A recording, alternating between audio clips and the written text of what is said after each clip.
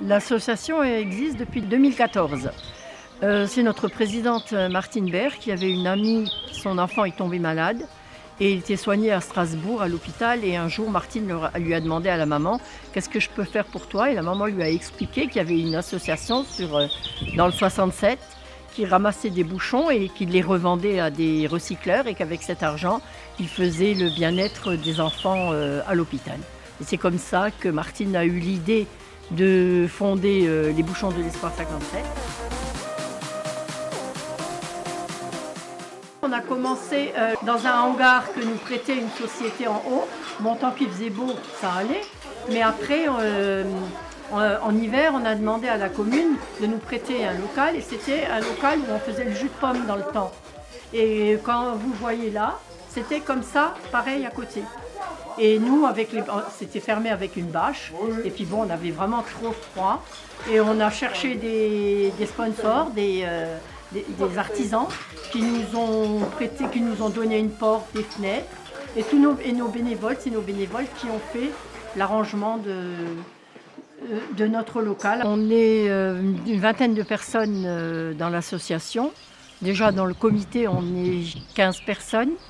Et avec les trieurs et tout, on va dire, allez, nous sommes une bonne trentaine de personnes.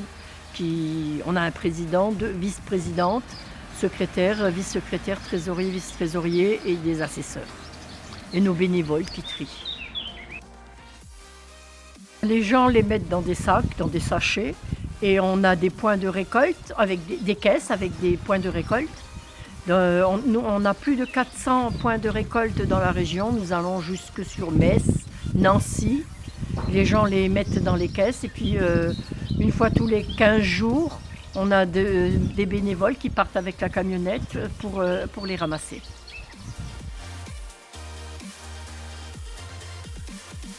Les bouchons en plastique partent sur Langres, dans l'entreprise Sullo, qui font des containers à poubelles avec.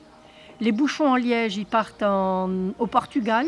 Et au Portugal, ils vont faire de l'isolation, des tableaux qu'on met au mur et des semelles compensées pour les chaussures. Et la ferraille, c'est un ferrailleur de Sarreguemines qui nous les récupère et qui fait autre chose avec. Et l'alu, on s'est associé avec l'alu du cœur derrière Metz, qui récoltent l'alu pour Andy Chien. Voilà le genre de choses qu'on arrive à trouver et que nous devons trier. D'ailleurs, ça nous pose un énorme problème. On ne sait pas si c'est du fer, si c'est du plastique, si c'est du... Voilà. Mais ça va à la poubelle. Hein.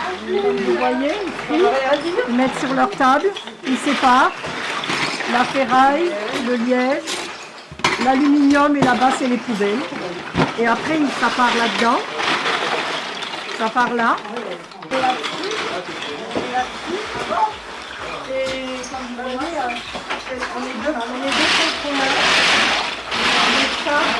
on enlève, parce que bon, on est des êtres humains et on ne peut pas laisser passer des erreurs. Alors avec ça, je le prends 2 minutes, vous voyez, comme là. Voilà, il vérifie ça et on enlève, vous voyez, comme ça.